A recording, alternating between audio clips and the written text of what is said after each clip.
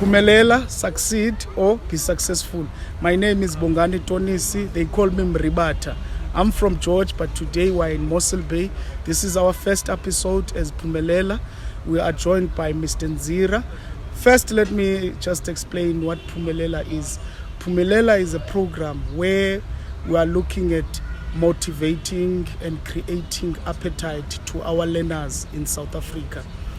We want to motivate them to choose artisan, to be great artisan in the country. We want them to take the TVET programs, take them seriously, because there is a lot of potential in the programs that are offered in TVET. For instance, we talk of electricians, we talk of plumbers, we talk of bricklayers. There's a lot of programs that you get in the TVET space, and we want our young people to participate in those programs, and also to make the TVET colleges the places of choice where people can choose which career, which opportunities they want to go with in life. So this is the fire, this is the bomb, this is where we address every young person's problem when it comes to education and empowerment in our country. We are joined today by Mr. Nzira. Mr. Nzira, welcome in our first episode. We are honored to have you, Mr. Nzira, on our first episode. This is big. This is a memorable moment for us. We will never forget this moment. Who's Mr. Nzira? So for our listeners and our viewers, a gist. No, thank you so much for having me. It's really a milestone that we are having this conversation around TVET. Yeah, my name is Lewis Nzira. I'm an electrician by profession, but I'm also a teacher, so I teach electrical engineering. Yeah, and I've been doing it for 15 years now, having spent 4 years in industry doing electric work. Yes. So now I'm teaching electrical for the past 15 years in the TVET sector, as you say, technical vocational education and training. Wonderful. Yeah. Exactly our interest as this program, as Phumelela, we are very much interested in that space. As you've heard in our introduction, that we want to create appetite to our learners and young people, because we can see that our economy, it is evident, and each and every people, government, politicians, and the industry see a need that we train young people to be artisans. So what can you tell us about that space, Mr. Nzira, so that we can have the insight in terms of your experience? You can just throw anything. Oh, okay. TVET in itself is a world phenomenon. So it's not only unique to South Africa. It's a brainchild of the United Nations. So the idea and traits come from there. It's presented in different formats in different countries, but the focus is still the same. It has to be a technical vocation. So when we speak of technical vocation, we're speaking about the art, the craft, the specified job that a person can do.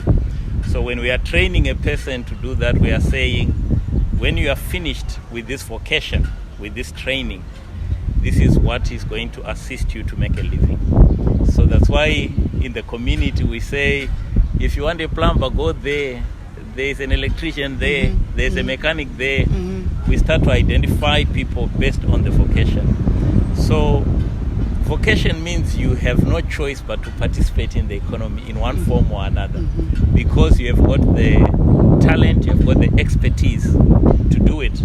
So in the case of South Africa, I think TVET was a great initiative, remains a great initiative, gives an opportunity to give access to particularly disadvantaged students, to access education, to access a skill. So broadly speaking, I believe TVET is really a good initiative from the South African government. Now, Mr. Nzira, for thank you so much. For a young person that is sitting at home listening to us, might have a question to say, how do I get access to the TVET space? How do I get access to what Mr. Nzira is saying? Can you perhaps maybe share with us? Yeah, there are 52, if not 54, TVET sites, or rather let me say colleges in the entire country. So there's a footprint in every province. But how you get into a TVET, you can apply online on a TVET of your choice. So if you just go on the internet and Google TVET, they'll all come out. Then you can choose the one that is closest to you, or the one that you want to do, or the one that offers a program that you want. They have got two minimum entry requirements. Mm-hmm. You can either use a grade 9 for certain programs, or use a grade 12 for diploma programs.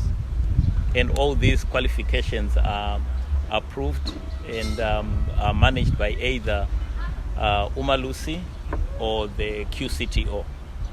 And SAQA is the one that registers these qualifications. Mm-hmm. So if you've got a grade 9, you can do a program called NCV, National Certificate Vocational. Mm-hmm. So you can do that in electrical, you can do that in plumbing, in carpentry. You can also do business courses in NCV, that is with a grade 9. So they can use a grade 9 passed report, grade 10 passed report, or grade 11 passed report. But NCV you cannot be allowed if you have a matric. So if you have a matric and you want to go to a TVET college, then you'll have to do a diploma when you get to that college. You can't do the NCV program. Okay, nice. So okay. a person must just have a passed grade 9 minimum entry requirement, or a matric for the diploma. You see how it's how accessible it is. Yeah, I like the fact that, because I'm coming from a background where I'm coming from a township actually. So most of people in townships, in fact, it's a phenomenon across the country, where you find people dropping out from school at grade 8, grade 9, grade 10, but and then we all know that at some point in life you get matured. Yeah. At some point in life you get to that point where you say, if I can be given a chance Again, yeah. I'm 23 years of old, age yeah. now, and when I dropped out from grade 10, I was 14, or I was 15, or I was 16, whatever the case was. But then I'm 23 now. I want something in life. I regret the fact that I messed dropped up. out. Now it means that now in this space that our government has created, it means now that people have got a chance. Yes. People Yes. cannot just give up in life and say, I'm 23 years old, I can't do anything. No. With a grade 9, Yes. you can actually Do something. You can become an artisan. Yes. for a minimum of 3 years. Yes. After that, you become an artisan. And I'll tell you, in my experience, you can be 25, 26 is still early. Yeah. Especially with young men. No, because, it's very true. Because young men, it's I believe that even if you are 60-year-old, you still want to smell fresh. You still want to wear nice clothes and all that. So a 23-year-old cannot say it's late too old, you can when give the up. government is giving out such opportunities. Yes. You said you were a lecturer. I met you last year. You still remember? Yes. I've got 2 nephews that are under your guidance there Yes. at South Cape College. But tell me more about your program. You are a lecturer. Yes. Electrical, right? Yeah. I think it's electrical infrastructure. Yes, and construction. And That's construction. the name they give it. Yes. Can you elaborate more on the course? What is it about? Because electrical, construction, infrastructure, how does the two combine? Can you share with us? The NCV program, Electrical Infrastructure and Construction, is a heavy current program, but there is a component or a subject where they do light current in electronics. So they do 7 subjects. of the 7 subjects, 4 are core subjects. So when we say core subjects, we are referring to subjects that have to do with your vocation. So those are the subjects that specifically talks to you about the electrical aspect. Then we've got 3 subjects that are fundamentals, which are your English, LO, and maths. For electrical, it's compulsory to do pure maths, and the student must pass those 7 subjects within a year to go to the next level. All right. So as I was saying, the level 2 to 4 is 7 subjects per level. You are required to pass those 7 subjects at each level. On completion, you are required to go into the industry for a period of a year, 6 months, to gain actual work-related industry. Then you can do your trade test. You can do your work-based practical. Then what is very important is the NCV structured in such a way that it gives the practical component and the theory component. So the students are required to do practical when they are doing their studies. It's very, very crucial. And workshops must also be up to industrial standard. That's one of the government's requirements. So they make sure that the equipment, the tools, speak to what the syllabus, or rather the curriculum, requires. So the students are then prepared for both the practical and theoretical assessment, which has the pass mark for the core subjects of 50%. Then once they pass that, they can move on. Oh, this is wonderful. Yeah. This is wonderful. So in the college, in the TVETs now on campuses, they've got workshops. Yes. There are workshops on site, so no one can have a problem of not having material and all that. And parents are not expected to buy equipment for their children. Does that get provided by the department? Yes. Everything is there. They try to really make sure it's a prerequisite actually. Before the program is accredited by DHET, they actually visit the site and then they check, do you have everything that is required?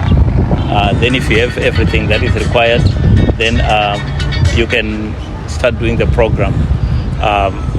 If you don't have the required the required equipment, they will not accredit you.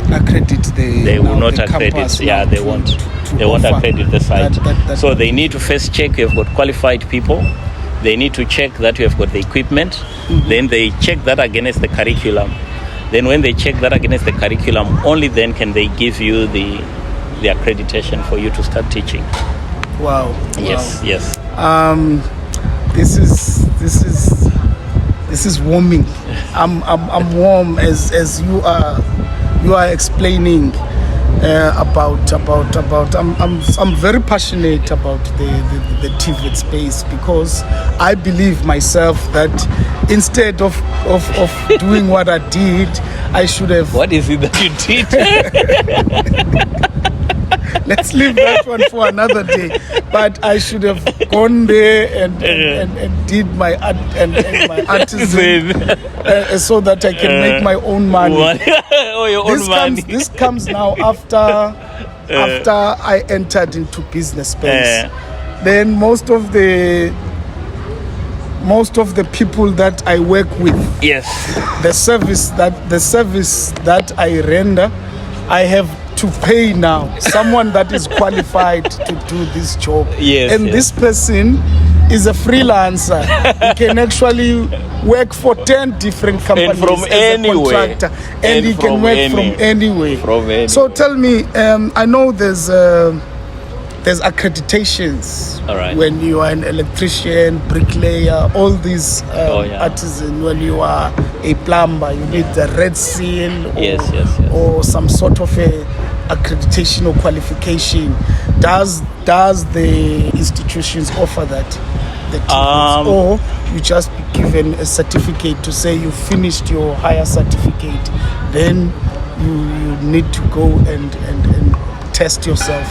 But it's an interesting question, because what the government is doing, or rather let me say DHET, is that they now have another line to achieve that goal.